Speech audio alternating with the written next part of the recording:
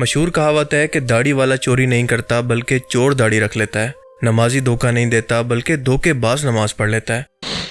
پاکستان میں جہاں پر ہر دوسری چیز کے اندر ملاوٹ اور دو نمبری ہے، اسی طرح سے آج ہمارے معاشرے کے اندر بھی مذہبی ٹھگوں کی تعداد بڑھتی جا رہی ہے۔ جیسے ایک ڈاکو یا کوئی فراڈیا شخص آپ کو ڈرا دھمکا کر یا پھر بیوقوف بنا کر آپ کا مال لوٹتا ہے، بالکل اسی طرح سے مذہبی ٹھگ آپ سے آپ کا ایمان یعنی سب سے قیمتی دولت لوٹ لیتا ہے۔ ایسے لوگ نئی پیکنگ کے اندر وہی پرانی چیزیں بیچ رہے ہیں جو اس سے پہلے بھی کئی لوگوں کو ہدایت دینے کی بجائے ان کو گمراہ کر چکی ہیں۔ جب بھی ہم قرآن پاک کی ان چیزوں پر جن کا مطلب کسی مصلحت کی وجہ سے پراسرار رکھا گیا، ان کو لاجیکلی یا پھر سائنسی طور پر جوڑ مروڑ کر کوئی رزلٹ نکالنے کی کوشش کرتے ہیں تو اس کا نتیجہ صرف اور صرف گمراہی کی صورت نکلتا ہے۔ ویسے تو ان مذہبی ٹھگوں کی تعداد بہت زیادہ ہے جو کہ نیشنل ٹی وی پر بیٹھ کر لوگوں کو باتوں میں الجھا کر کنفیوز کر کے اور زبردستی سائنس اور مذہب کو جوڑ کر لوگوں کو گمراہ کر رہے ہیں۔ لیکن اس ویڈیو میں بنا کسی کا نام لیے اپنا میسج آپ تک پہنچانے کی کوشش کروں گا، کیونکہ اس ویڈیو کا مقصد ان تمام لوگوں کی اصلاح کرنا ہے، نہ کہ کوئی پرسنل اٹیک کرنا۔ دیکھیں، جب بھی آپ دین کے کام کو اپنا پیشہ بنا لیتے ہیں اور آپ کو ٹی وی چینل پر اپنی اور چینل کی ریٹنگ کے لیے کوئی نئی چیز لانے کا پریشر ہو جو کہ اس سے پہلے لوگوں نے کبھی نہ سنی ہو، یا آپ کوئی موٹیویشنل سپیکر ہوں، تو ایسے لوگ ہمیشہ قرآن کریم کے اندر موجود ان واقعات کا فائدہ اٹھاتے ہیں جن کو پراسرار رکھا گیا ہے۔ قرآن کریم ان پر ڈائریکٹ کوئی کمنٹری نہیں کرتا اور نہ ان کے حالات کو واضح طور پر بیان کرتا ہے، بلکہ اشاروں کے اندر ہمیشہ ایسے واقعات کے بارے میں بات کی جاتی ہے۔ مثال کے طور پر حضرت ذوالقرنین علیہ السلام کے زمینی سفر، خضر علیہ السلام کی ہمیشہ کی زندگی اور ان سے منسوب آب حیات، یاجوج ماجوج، حضرت عیسیٰ علیہ السلام کی واپسی، دعوت الارض کا نکلنا، دجال کی واپسی اور قیامت کی باقی نشانیاں وغیرہ۔ ان ٹاپکس پر ان کو بات کرنے کا فائدہ یہ ہوتا ہے کہ جب قرآن و حدیث اس بارے میں مکمل طور پر خاموش ہوتے ہیں یا پھر ان ٹاپکس کی وضاحت کے اندر نہیں جا رہے، تو یہ لوگ خود سے کوئی بھی انالوجی بنا کر اپنی مرضی کا رزلٹ نکال کر عوام کے سامنے ایسے پیش کرتے ہیں جیسے یہ عقل کل ہیں، جو کچھ ان کو سمجھ آئے بس وہی سچ ہے۔ اور سوری ٹو سے کہ ہماری مذہبی طور پر عوام کیونکہ لائی لگ گئے، خود سے ریسرچ نہیں کرتی، تو ان لوگوں کے اندازوں کو ہی حقیقت مان لیتی ہے۔ مثال کے طور پر قرآن کریم کے اندر واضح طور پر یہ نہیں لکھا کہ ذوالقرنین بادشاہ کون تھے، بس ان کے زمینی سفر کا حال بیان کیا گیا ہے، لیکن وہ بھی نشانیوں اور اشاروں کی صورت میں۔ اب ان اشاروں کا ان لوگوں نے یہ فائدہ اٹھایا کہ اسے موجودہ سائنس کی کھوج سے جوڑ کر اس سفر کو آسمانی پورٹل کا سفر بنا دیا کہ شاید وہ کسی بلیک ہول کے پاس اپنی فوج سمیت کسی نئی زمین پر پہنچے جہاں پر ان کو یاجوج ماجوج کی قوم ملی، جبکہ قرآن کریم کے اندر یہ واضح طور پر لکھا ہے کہ انہوں نے دو پہاڑوں کے درمیان ایک قوم کو پایا جو کہ بہت ہی فسادی تھی، اور ان کو روکنے کے لیے ایک بند بنا کر ایک بڑی دیوار بنا دی تاکہ یہ اس دیوار سے باہر نہ نکل سکیں، اور یہ قوم تھی یاجوج ماجوج کی قوم جو کہ انسانوں کی نسل تھی۔ اسی یاجوج ماجوج کی قوم کے ساتھ ایک اور قوم بھی آباد تھی جو کہ یاجوج ماجوج کے حملوں سے بہت تنگ تھی، اور اس نے ذوالقرنین علیہ السلام کو کہا تھا کہ آپ ہمارے اور ان کے درمیان ایک دیوار بنا دیں تاکہ ان کے حملوں کو روکا جا سکے۔ اب یہاں پر یہ سوال پیدا ہوتا ہے کہ جس قوم نے ذوالقرنین کو شکایت کی تھی کہ یاجوج ماجوج ان پر حملہ کرتے ہیں اور ان کے لیے دیوار بنائیں، کیا وہ قوم بھی کوئی ایلین تھی یا پھر انسانوں کی نسل تھی؟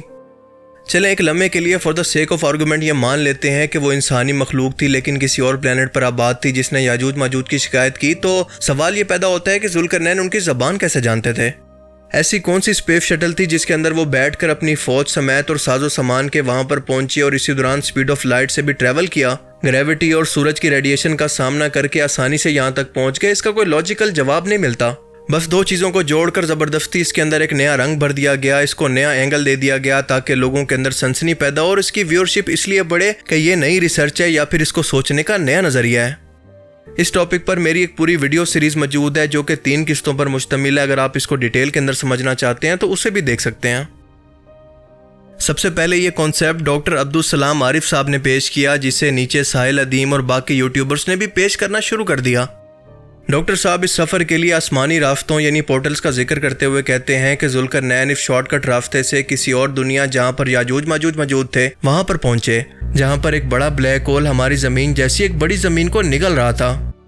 بلیک ہول کے کانسیپٹ پر تو پھر کبھی ڈیٹیل میں بات کریں گے، لیکن پہلے یہ سمجھ لیں کہ یہ شارٹ کٹ جسے ورم ہول کہتے ہیں، یہ سائنس میں ابھی تک ایک تھیوریٹیکل کانسیپٹ ہے جو کہ صحیح بھی ہو سکتا ہے اور غلط بھی، لیکن آپ اندازہ کریں کہ ایک سائنٹیفک تھیوری کے اوپر جو کہ بعد میں سائنٹیفکلی طور پر غلط بھی ثابت ہو سکتی ہے، اس کے اوپر پوری ذوالقرنین کے سفر کے کانسیپٹ کو کھڑا کر دیا گیا ہے۔ آپ سوچ کر دیکھیں کہ کل کو اگر یہی سائنس ورم ہول کے کانسیپٹ کو ثابت نہیں کر پاتی یا پھر اس سے کوئی بہتر کانسیپٹ سامنے آ جاتا ہے، تو کیا تب ان لوگوں کا یقین اسلام پر کمزور نہیں ہو جائے گا جو اس کو مکمل طور پر حقیقت سمجھ بیٹھے تھے یا پھر دین کا حصہ؟ اسی ایک اہم ترین وجہ کی وجہ سے مزید لوگ ایتھیسٹ بن جائیں گے بجائے اسلام سے متاثر ہونے کے۔ سورہ الطلاق کی آیت 12 کے اندر 7 آسمانوں کا ذکر ملتا ہے، جہاں پر اللہ فرماتا ہے کہ اللہ ہی ہے جس نے 7 آسمان پیدا کیے اور زمین بھی اسی کی مانند۔ اس کا حکم ان کے درمیان نازل ہوتا رہتا ہے تاکہ تم جان لو کہ اللہ تعالیٰ ہر چیز پر قدرت رکھتا ہے۔ ان آیت مبارکہ کے اندر اللہ تعالیٰ 7 آسمانوں کی موجودگی کے بارے میں انسانوں کو بتا رہے ہیں، جہاں پر سفر معراج کے دوران رسول اللہ صلی اللہ علیہ وسلم نے مختلف انبیاء کرام سے مختلف آسمانوں پر ملاقات بھی کی تھی۔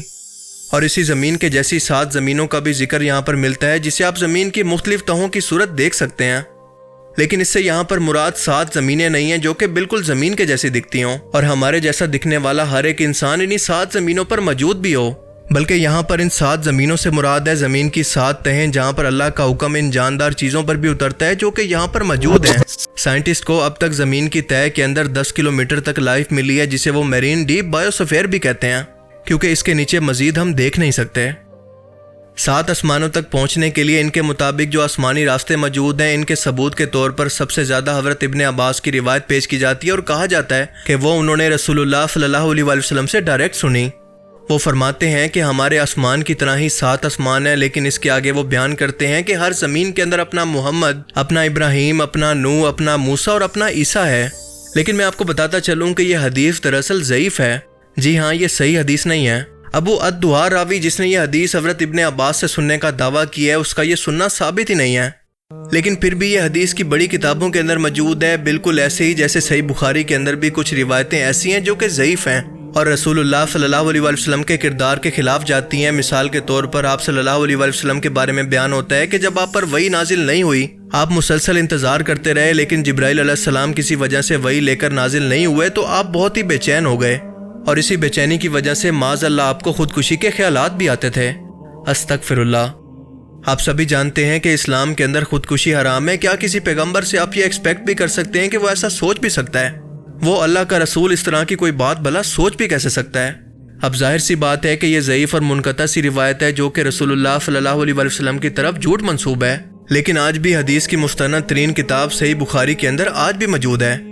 بالکل اسی طرح سے آپ اندازہ لگائیں کہ ایک ضعیف حدیث پر جو کہ ثابت ہی نہیں ہے، اس پر آسمانی پورٹل اور راستوں کا کانسیپٹ، اس کانسیپٹ کی عمارت کھڑی کر دی گئی ہے، ایک ایسی عمارت جس کی بنیاد ہی غلط ہے۔ بالکل اسی طرح سے حضرت خضر علیہ السلام کی مثال لے لیں، کیونکہ بہت سے لوگوں کو آج بھی یہ لگتا ہے کہ وہ زندہ ہیں اور کچھ کے مطابق انہوں نے آب حیات پی رکھا ہے، اس لیے ان کو کبھی موت نہیں آ سکتی۔ اس طرح کے کانسیپٹ زیادہ تر صوفیہ اور تصوف کے ہاں بہت زیادہ مشہور ہیں، جن کا دین اسلام سے کوئی تعلق نہیں ہوتا۔ قرآن کریم میں بھی حضرت موسیٰ علیہ السلام کی اپنے سے زیادہ علم رکھنے والے شخص سے ملاقات کے واقعے کو ان لوگوں نے حضرت خضر علیہ السلام سے جوڑ دیا، حالانکہ کہیں بھی اس تمام واقعے کے اندر ان کا نام کے ساتھ کہیں پر بھی کوئی ذکر موجود نہیں کہ وہ شخصیت کون تھی، کوئی ولی تھا، کوئی پیغمبر یا پھر کوئی فرشتہ، یا یہ کہ وہ اب بھی زندہ ہیں یا پھر وفات پا گئے۔ جب ایک چیز کو قرآن پاک خود کنفرم نہیں کر رہا، اس کو پراسرار رکھ رہا ہے، تو ہم صرف اپنے اندازوں کی بنیاد پر اس کو کنفرم کیسے کر سکتے ہیں؟ اور حسب ذائقہ اپنی مرضی کے مطابق اس میں رنگ بھر دینا کہ وہ کسی پورٹل کے پاس ملے تھے یا پھر وہ کوئی اور ولی اللہ تھے جو کہ کسی اور دنیا سے تعلق رکھتے تھے، وغیرہ وغیرہ، یہ سب کانسیپٹ انہوں نے آخر کہاں سے لیے؟ میرا انالیسز یہ ہے کہ میں غلط بھی ہو سکتا ہوں، لیکن میرا انالیسز ہے کہ وہ سرنگ جو بنی وہ ایک پورٹل کھلا اور اس پورٹل سے خضر علیہ السلام باہر آئے اس دنیا میں، اور وہاں آ کے انہوں نے موسیٰ علیہ السلام سے ملاقات کی، اور سیدنا موسیٰ کو انہوں نے یہ کہا کہ اے موسیٰ، جو علم میرے پاس ہے وہ تیرے پاس نہیں ہے۔ اگر یہ سب کانسیپٹ لاجیکلی اور عقلی طور پر بنائے گئے ہیں تو لاجک اور عقل اس بات کو مانتی ہے کہ ایک رسول یا پیغمبر جو کہ موسیٰ علیہ السلام جیسی شان رکھتا ہو، ان کا استاد کوئی فرشتہ ہی ہو سکتا ہے، کیونکہ اس سے کم شان والے کا موسیٰ علیہ السلام کو سبق پڑھانا یا پھر کچھ سکھانا یہ ان کی شان کے خلاف ہے۔ باقی واللہ عالم، کیونکہ یہ غیر ضروری بحث ہے جس کا ہمارے عقیدے سے یا پھر ہماری روزمرہ کی زندگی سے کوئی تعلق نہیں۔ سال 1258 کے اندر جب ہلاکو خان نے بغداد پر حملہ کیا تو وہاں کے علماء کرام اس چیز پر بحث کر رہے تھے کہ اصحاب کہف کا کتا بھی جنت میں جائے گا یا پھر جہنم میں۔ ایسی فضول بحثیں جن کا نہ ہمارے دین سے کوئی تعلق تھا نہ ہماری روزمرہ زندگی پر۔ اسی طرح سے یہ چاچو آج کل دن رات ایک نیشنل ٹی وی پر بیٹھ کر کہانیاں سناتے رہتے ہیں، وہ بھی بنا سر پیر کے، اور یہ بھی بالکل اسی اسٹریٹجی کے تحت ان چیزوں کو توڑ مروڑ کر بیان کر کے اپنا رنگ بھر کے اس کا رزلٹ نکال رہے ہیں جو کہ قرآن کریم کے اندر یا تو پراسرار طور پر بیان ہے یا ان چیزوں کا کوئی اشارتاً ذکر ہے۔